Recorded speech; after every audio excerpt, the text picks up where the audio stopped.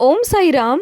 Welcome to Sai Samarpan channel. मैं हूँ आपके साथ में विन्नी और आज मैं लेकर आई हूँ योगिंद्रा रेड्डी जी का एक्सपीरियंस, जो बाबा ने उन्हें और भी अनुभव दिए।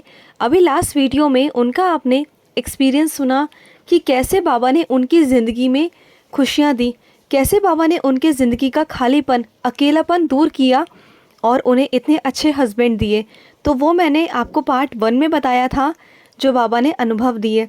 और उसके बाद बाबा ने उनकी सारी इच्छाएं कैसे बाबा पूरी करते हैं और बाबा उनके ज़िंदगी में कैसे कैसे अनुभव करते हैं, आज मैं उनके बारे में आपको बताऊंगी। 1 बाय 1 करके उनके कुछ एक्सपीरियंस हैं जो मैं लेकर आई हूँ आप लोगों के समक्ष। तो चलिए स्टार्ट करते हैं उनका पहला एक्सपीरियंस। तो जैसे कि मैंने बताया था, योगिंद्रा रेड्डी जी जो थी, ये स्वामी समर्थ को मानती थी, ये उन्हीं की पूजा करती थी। और आफ्टर मैरिज, शादी के बाद इनके जो हस्बैंड थे वो साईं भक्त इन्हें मिले। तो वो भी सब बाबा की कृपा से ही हुआ था। तो हुआ क्या, ये अपने मायके गई थी शादी के बाद।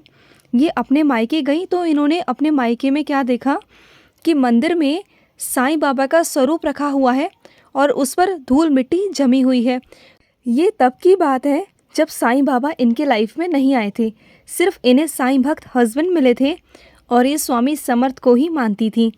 तो इन्होंने जब मंदिर में देखा ना, तो मूर्ति देखकर इनके मन में अचानक से आया कि क्यों ना मैं इस मूर्ति को अपने घर ले जाऊं, क्यों ना मैं इनकी सेवा करूं, मैं इनकी पूजा करूं। तो इनके मन में अचानक से आया। इनको उस वक्त पता नहीं था कि स्वामी समर्थ ही साईं हैं, तो इन्हें कुछ पता नहीं था, ये अनजान थी। इनके अंदर से ही आवाज़ आई कि मुझे उठाओ और यहाँ से लेकर जाओ, क्योंकि यहाँ पर मेरी उस तरीके से सेवा नहीं होती जिस तरीके से तुम करोगी। इनके अंदर से, मन में से आ रहा था, क्योंकि जैसे सारे भगवानों की पूजा की जाती है वैसे ही इनके घर में साईं बाबा की पूजा की जाती थी। और जैसे कि मैंने बताया, इनके मम्मी पापा शुरू से पॉलिटिक्स में हैं, तो उनके पास में इतना समय नहीं होता था। वो आध्यात्मिक की तरफ बहुत ही कम थे, प्रैक्टिकल लाइफ में वो थे शुरू से। तो वो ज़्यादा टाइम पूजा पाठ करना, सेवा करना, इन सब चीज़ों में वो शुरू से नहीं थे। और मैंने आपको बताया भी था फर्स्ट पार्ट में कि इनके घर का माहौल जो था वो शुरू से अलग ही था। इतना रूड रहना, सब एक दूसरे से स्पेस बनाकर रखते थे, इतना ज़्यादा घुलना मिलना नहीं, बातचीत ना करना, एक नॉर्मल फैमिली की तरह जैसे होता है ना, एक साथ बैठकर खाना खाना, अच्छे से बात करना, एक दूसरे को वक्त देना, एक दूसरे की खुशी ना खुशी ये सब जानना कि उन्हें क्या पसंद है ना पसंद है। तो ये सब उनके फैमिली में शुरू से ही नहीं था। तो इनको लगा जो ये स्वरूप है ये मुझे अपने घर में लेके जाना चाहिए और मुझे इनकी सेवा करनी चाहिए। बल्कि ये साईं बाबा के बारे में इतना नहीं जानती थी, सिर्फ इतना ही जानती थी कि इनके हस्बैंड साईं बाबा के भक्त हैं, बस इनको इतना ही पता था। पर इन्हें ये नहीं पता था कि स्वामी समर्थ ही साईं हैं। तो इनको लगा कि इनके घर में इतना स्ट्रिक्ट रूल है, इतने सब लोग स्ट्रिक्ट हैं, अगर मैं अपने घर में पूछूंगी अपनी मम्मी से या भाभी से तो शायद वो मुझे बाबा को ले जाने नहीं देंगे, और घर में पूजा भी नहीं कर रहे वो, और ना ही मुझे ले जाने देंगे। ऐसे तो बेकदरी हो रही है। और ये सब इनके मन में अपने आप आ रहा था, क्योंकि वो बाबा करवा रहे थे, बाबा इनके मन में डाल रहे थे कि मुझे यहाँ से लेके जाओ। क्योंकि जहाँ पर बाबा की सेवा नहीं होती ना, तो वहाँ से बाबा चले जाते हैं। तो इनको लगा कि अगर मैं मम्मी से कहूँगी, भाई से कहूँगी या फिर भाभी से कहूँगी तो वो मुझे लेके यहाँ से नहीं जाने देंगे। तो इन्होंने अपने ही घर से, तो इन्होंने चोरी करी बाबा की अपने ही घर से। ये खुद ही बताती हैं कि मैंने बाबा की चोरी करी वहाँ से, क्योंकि मुझे वहाँ से फिर बाबा को ले जाने नहीं दिया जाता। तो ये बाबा का ही था, बाबा ने ही उनके मन में डलवाया कि मुझे यहाँ से लेके जाओ और चाहे जैसे मर्जी लेके जाओ, लेकिन लेके जाओ। और इनके मन में डर था कि अगर मैं घर में पूछूंगी तो मुझे यहाँ से बाबा को ले जाने नहीं दिया जाएगा। तो ये स्टार्टिंग हुई थी बाबा की इनकी ज़िंदगी में आने की।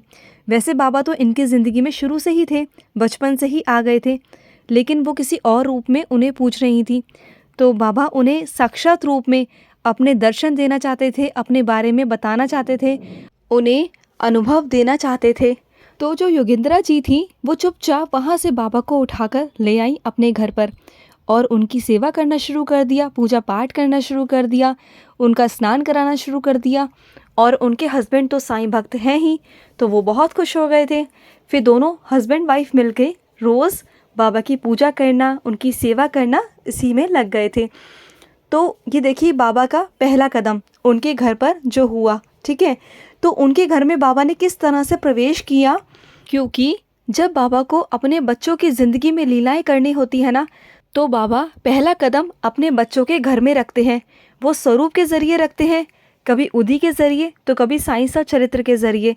तो उनके घर में बाबा साक्षात रूप में, स्वरूप के रूप में आए और उसके बाद शुरू हुई उनकी ज़िंदगी में लीला होना। तो क्या होता है, ये लोग गंगानगर गए। गंगानगर में स्वामी समर्थ का बहुत बड़ा प्रसिद्ध मंदिर है जो महाराष्ट्र में है, और ये कई लोग जानते होंगे जो लोग गंगानगर के आसपास रहते होंगे। तो क्या हुआ, जब ये वहाँ पर गए तो जैसे ही वहाँ पर गए ना, ये जैसे बस में इन्होंने ट्रैवल किया, आना जाना, ये बहुत परेशान हो गए। तो इनके मन में था कि स्वामी समर्थ साईं जैसे बोलती थी ये कि बाबा मुझे ना एक गाड़ी चाहिए और मैं बहुत परेशान हूँ, ऐसे आना जाना ट्रैवलिंग करना बहुत मुश्किल हो जाता है हमारे लिए, क्योंकि बहुत हमें एफ़र्ट्स करने पड़ते हैं। पहले बस के लिए वेट करो, फिर बस में जाओ, ऊपर से गर्मी, ये सब चीज़ों का सामना करना पड़ता है। तो उनको अच्छा नहीं लगता था, क्योंकि उनकी तबीयत भी ठीक नहीं रहती थी, तो ट्रैवलिंग वो ज़्यादा नहीं कर पाती थी। तो उन्होंने बाबा को ऐसे ही बोला। तो जब वो वहाँ से दर्शन कर कर अपने घर वापस आ गई, तो उसके कुछ दिनों बाद ही उन्होंने सेकेंड हैंड कार ख़रीदी, खुद की सेकेंड हैंड कार उन्होंने ली, और जिनसे ली ना वो भी साईं भक्त ही थे। वो साईं भक्त थे और वो स्वामी समर्थ 3-4 बारी वहाँ पर जा चुके थे। वो लोग जाते रहते थे जिनसे उन्होंने कार ख़रीदी थी। तो ऐसा अनुभव हुआ उन्हें कि जैसे कि बाबा ने ही उन्हें कार वो दिलवाई, क्योंकि उन्होंने पहली बार में ही ना बहुत नादान तरीके से, बहुत अच्छे दिल से, पवित्र मन से बोला था, बाबा मैं बहुत परेशान होती हूँ आने जाने में, मेरी तबीयत ठीक नहीं रहती, अब मैं कैसे आऊँ जाऊँ इतना दूर। तो उन्होंने बाबा से अपनी इच्छा जाहिर की, गाड़ी की। तो देखिए जब वहाँ से वो लौट कर आई तो बाबा ने उन्हें कार दिलवा दी, और जिनसे दिलवाई वो साईं भक्त ही थे, और स्वामी समर्थ वो जाते आते रहते थे, क्योंकि ऐसा माना जाता है, मैंने बताया कि स्वामी समर्थ और अक्कलकोट दत्ता अवतारी थे, साईं बाबा के ही रूप थे, तो वो वही माने जाते हैं। तो जब उनके ओनर को पता चला कि इनके 12 साल से बच्चे नहीं हुए, तो उन्होंने बोला कि साईं बाबा और स्वामी समर्थ आपकी बहुत जल्द झोली भरेंगे और आपके बहुत जल्द आपके गोद में नन्हा मुन्ना बच्चा होगा, आपकी झोली हरी हो जाएगी बहुत जल्द।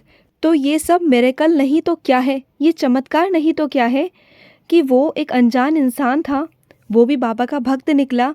उन्हीं के द्वारा योगेंद्रा जी को गाड़ी मिली और योगेंद्रा जी को आशीर्वाद भी प्राप्त हुआ बच्चे का। तो ये बाबा का अनुभव नहीं तो क्या है, ये बाबा ही होते हैं जब हमें अलग अलग माध्यमों से हम तक बातें पहुंचाते हैं, अलग अलग रूप में आकर हमें दर्शन देते हैं, और ये वही समझ सकता है जो बाबा का भक्त है।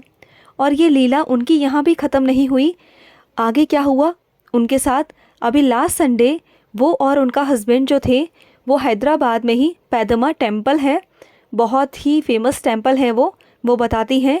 तो लास्ट संडे उनका हस्बैंड और वो दोनों उस मंदिर में गए, और उस मंदिर में ये होता है 2 चूड़ियाँ लेडीज़ों को दी जाती हैं। जो भी लेडीज़ वहाँ पर जाती है उन्हें माँ के आशीर्वाद के रूप में पैदमा टेम्पल जो है वहाँ पर ये रिवाज है कि वहाँ पर लेडीज़ों को 2 चूड़ियाँ दी जाती हैं। तो ये वहाँ पर गई, इन्होंने पूजा पाठ करी, इनके हस्बैंड ने भी किया, और उसके बाद क्या हुआ, ये अपने घर वापस आने लगे और इनको भी 2 चूड़ियाँ वहाँ से मिली थी। और जब ये अपने घर वापस आ रहे थे तो ये अपनी कॉलोनी में पहुँचे, और जब ये अपनी कॉलोनी में पहुँचते हैं ना, तो इन्होंने देखा कि इनके कॉलोनी में एक ठेल पर एक भैया हैं जो चूड़ियाँ बेच रहे हैं। तो इनको मेकअप का बहुत शौक़ है, लेकिन इनको ना बाबा का वो बात ध्यान आई कि बाबा हमेशा कहते हैं ना कि ज़्यादा पैसे नहीं खर्च करने, बेफिजूल की खर्ची नहीं करनी है। तो इनके मन में ये बात थी, लेकिन इनको मेकअप का शौक़ बहुत था। तो इन्होंने सोचा मैं लूँगी नहीं, लेकिन देखने में बुराई ही क्या है, मैं सिर्फ देख आती हूँ। और इनके हस्बैंड भगवान के लिए फूल लेने चले गए। वहीं पर एक छोटी सी फूलों की दुकान थी जहाँ मंदिर के फूल मिलते थे, तो वहाँ पर उनके हस्बैंड खड़े होकर फूल लेने लग गए। तो ये उस ठेल पर खड़ी हो गई भैया के पास में। इन्हें पैदम्मा टेम्पल से ही 2 चूड़ियाँ मिली हुई थी जो इन्होंने उस वक्त अपने हाथों में पहनी हुई थी, तो इन्हें खरीदना नहीं था। और ये उस ठेल पर चूड़ी वगैरह देखने लग गई और वहीं पर 2 लेडीज़ें खड़ी हुई थी पहले से ही, और वो इनकी तरफ देखे जा रही थी। और जब इन्होंने उनकी आंखों में देखा ना, तो उनकी आंखों में इनको साईं दिखाई दिए। तो एकदम से ये शॉक्ड थी कि ये क्या हो रहा है। तो इनको अजीब सा एहसास भी हुआ कि कहीं ये बाबा तो नहीं है। तो इनको क्योंकि ना अलग सा ही अट्रैक्शन, एक अलग सा ही ना उनसे एक अट्रैक्शन अलग सा ही आ रहा था। वो बार बार देख के इनको मुस्कुरा रही थी और 2 लेडीज़ें थी। तो जब होता है ना, बाबा जब अपने आसपास होते हैं तो फीलिंग अलग ही होती है, वो एहसास अलग होता है, वो हम वर्ड्स में नहीं कह पाते। तो ऐसा उनको अलग सा एहसास सा हो रहा था। और ना योगिंद्रा जी जो थी, उनके मन में ये भी था कि मुझे आज ना साईं बाबा का लॉकेट लेना है, क्योंकि उन्होंने ना एक चांदी का एक लॉकेट टाइप का पहना हुआ है। एक साइड शिव है और एक साइड पार्वती जी हैं। तो इनके मन में उस दिन ये भी था कि मुझे साईं बाबा का लॉकेट लेना है, लेकिन उन्हें पैदमा टेम्पल से वहाँ से वो नहीं मिला। इन्होंने ढूंढा था, इनको नहीं मिला। तो जब ये चूड़ियाँ देख रही थी, तब ये उनकी तरफ देख रही थी, बार बार उन लेडीज़ों की तरफ, क्योंकि वो लेडीज़ें बार बार इनको देख रही थी, देखकर मुस्कुरा रही थी। तो इनको भी थोड़ा सा अलग सा फील हुआ कि ऐसा तो नहीं ये बाबा हैं। इन्हें एहसास हो रहा था, उनकी आंखों में चमक लग रही थी, इनको एक अलग सी अनुभूति हो रही थी। तो उसके बाद क्या हुआ, इन्हें ना ठेल पर 2 चूड़ियाँ पसंद आई, एक पिंक कलर की और एक मल्टी कलर की।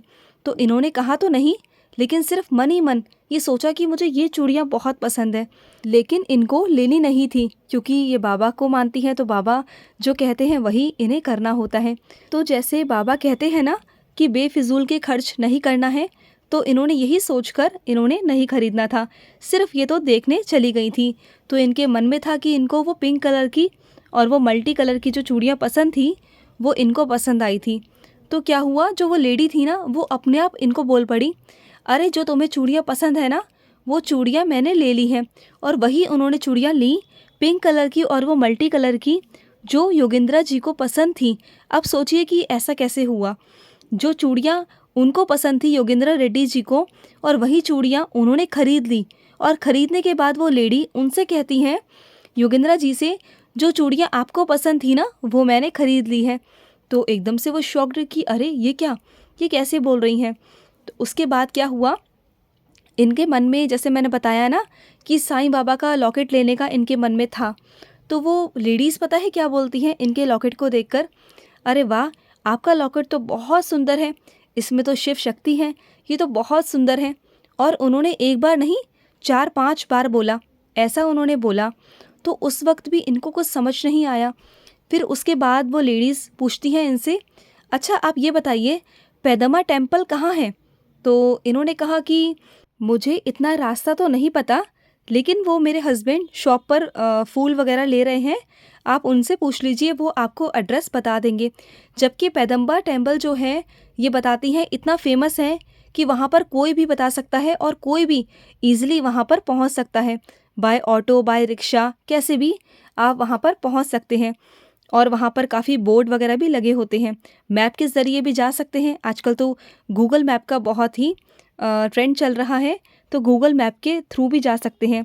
क्योंकि ये बताती हैं, वो जो लेडीज़ें थी वो बहुत हाई फाई लग रही थी, काफ़ी पढ़ी लिखी एजुकेटेड लग रही थी, तो देखने से पहनावे से ही पता चल जाता है।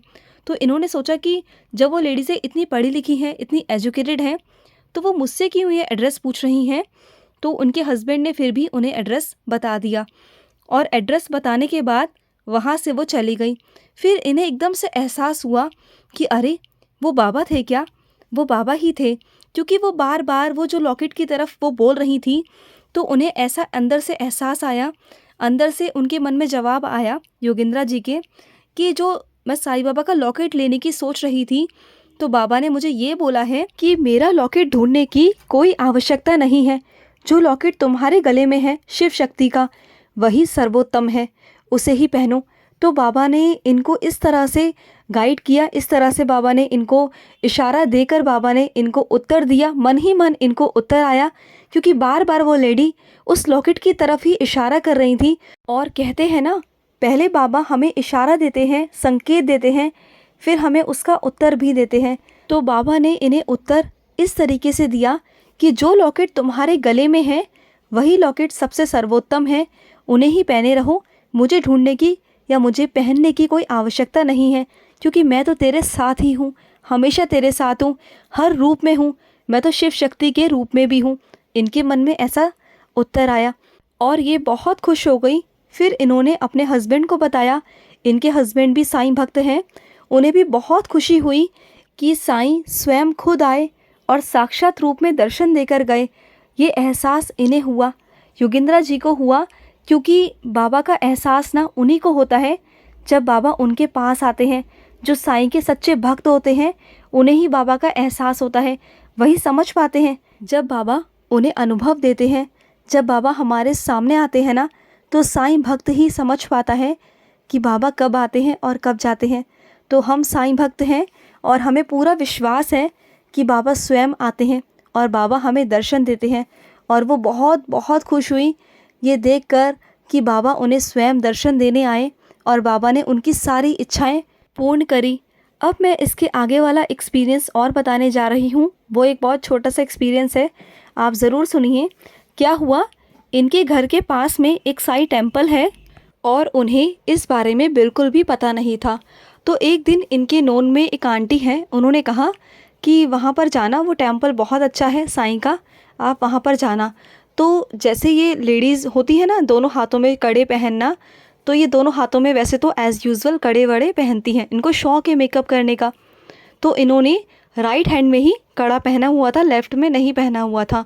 तो इन्होंने सोचा कि मैं जिस राइट हैंड से बाबा की पूजा करूँगी उस हाथ में तो मैंने कड़ा पहना हुआ है, ठीक है। तो ये ऐसा सोचकर मंदिर जाती हैं। तो जब ये मंदिर पहुंचती हैं, बाबा की पूजा करती है ना, तो एक 3-4 साल का बच्चा, छोटा सा बच्चा इनके पास में आया और इनसे कहता है, आंटी आपने दूसरे हाथ में कड़ा क्यों नहीं पहना, चूड़ी क्यों नहीं पहनी? तो इन्होंने बोला कि बेटा मैंने ऐसे ही नहीं पहना। फिर वो दोबारा आकर बोला, ऐसा कर कर 3-4 बार उन्होंने ऐसा आकर बोला। उस छोटे से बच्चे ने, 4-5 साल के बच्चे ने, छोटे से बच्चे ने बार बार साईं टेम्पल में आके ही, साईं मंदिर में आकर इनको 3-4 बार बोला, टोका इन्हें कि तुमने ये हाथ में, दूसरे हाथ में चूड़ी क्यों नहीं पहनी। क्योंकि ये पूरा ट्रेडिशनल टाइप में रहती हैं, सुहागन के जैसे जैसे और सुहागनें रहती हैं कि चूड़ी पहननी ही पहननी है, मेकअप करना ही करना है, और जो भी सुहागन की चीज़ें होती हैं ये करती ही करती हैं। तो उस दिन ये जल्दबाजी में ये नहीं करके गई, एक चूड़ी दूसरे हाथ में नहीं पहन के गई। तो बाबा हमेशा कहते हैं ना कि तुम्हें अगर सजने संवरने का शौक़ है ना, तो अपने मन को और अपने शौक़ों को बिल्कुल मारा मत करो। तो बाबा ने इन्हें आके टोका 2-3 बारी बच्चे के रूप में कि तुमने दूसरे हाथ में चूड़ी क्यों नहीं पहनी। अब आप सोचो ना, इतनी छोटी सी बात, एक दूसरे हाथ में कड़ा ना पहना हो और एक हाथ में कड़ा पहना हो, तो कोई इतना नोटिस करेगा? और वो भी एक छोटा सा बच्चा कभी नोटिस कर सकता है? आप खुद सोचो कि साईं मंदिर में ही एक छोटा सा बच्चा आकर आपको चूड़ी के लिए कभी कोई टोक सकता है? नहीं टोक सकता, क्योंकि ये बहुत छोटी सी चीज़ है और इस पर कभी किसी का इतना ध्यान तो नहीं जाता। और जाता भी होगा तो किसी बड़े बुजुर्ग का या बड़ी लेडीज़ का, जो बहुत इन सब चीज़ों को मानती होगी, देखती होगी, वही टोक सकती हैं। लेकिन एक छोटा सा बच्चा नोटिस कर रहा है, वो भी 3-4 साल का, और वो भी एक बार नहीं 3-4 बार आकर उन्हें टोक गया। तो जो बाबा के बच्चे होते हैं ना, उन्हें एकदम से क्लिक हो जाता है कि बाबा हमसे कह रहे हैं। तो उनको ऐसा लगा कि जैसे बाबा बच्चे के रूप में मुझसे आकर कह रहे हैं कि तुमने दूसरे हाथ में चूड़ी क्यों नहीं पहनी।